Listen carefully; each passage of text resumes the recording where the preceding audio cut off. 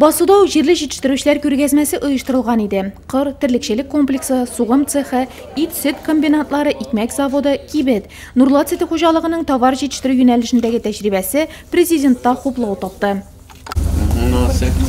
Районда урып жеушілерінің баршы турында отчет Алмаз Әхмәтшиннан район башлығы шәкси ярдәмче хужалыклар, хужалык итүнең кече формалары үсеше турында да жинтекле итеп сөйләде. Нурлатылар дәүләт ярдәменнән актив кулланалар. Быел республика программасы кысаларында 12 мини-ферма төзелгән.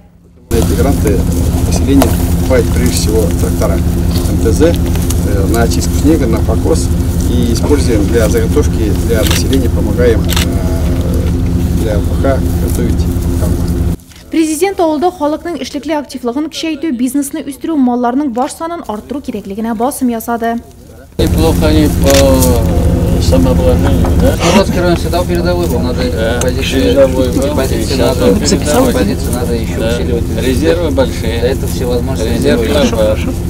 Алмаз Әхмәтшин барлык нурлатылар исеменнән федераль һәм республика бюджеты исәбенә Чулпан су чыганагыннан су белән тәэмин итү буенча тормышка ашырылучы проект өчен президентка рәхмәт белдерде. К вам обратились за помощью по обеспечению водой, вы выделили деньги на проектирование, проектирование сделали, экспертизу прошли, заявились на федеральное, вы поддержали софинансированием. Огромное спасибо от всех жителей. Ты молодец, мы планируем. Это большой, очень большой проект, да. Республика одна не вытащила.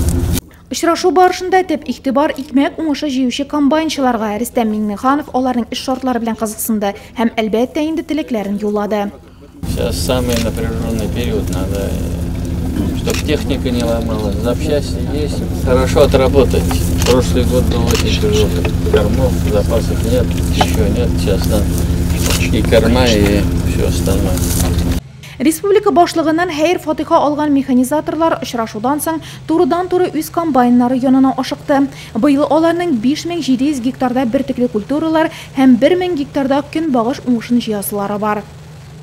Ячменьканы алабыз, сорт вакула, шестерятка. Урожайность почти 45 центнерчага. Полный боевой готовность эш бара. Бүгінгі көннәрдә басуларда 10 комбайн эшли, аларның барысы да механизаторлары белән комплектланган. Икмәк күчерүгә дә шул кадәр үк техника җәлеп ителгән.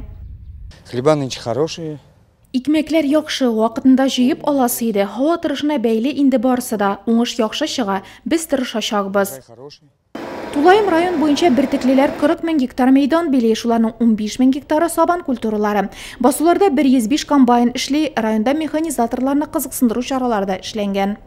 Ауыл хуҗалыгы министрлыгы тарафынан бирелгән расценка нигезендә 1 тонна апмалутка 74 сум акча каралган.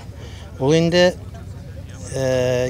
кем качественно эшли, ул 4 сумга хәтле үсә.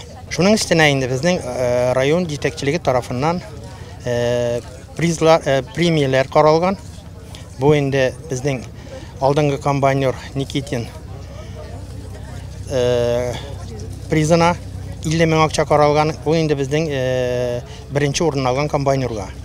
Шулай ук беренче меңне сугучыларга 1000 сум, икенче меңне сугучыларга 2000 сум, 5 урын эч урын инде безнең инде чит ил комбайннарына, безнең комбайннарга айрым урыннар каралган. Район авыл хуҗалыгы идарәсеннән алынган мәгълүматлардан күренгәнчә, көн сайын барлык мәйданнарның 2000-2000 ярым гектарыннан уңыш җыела, уртача 6-7 мең тонна ашлык суктырыла.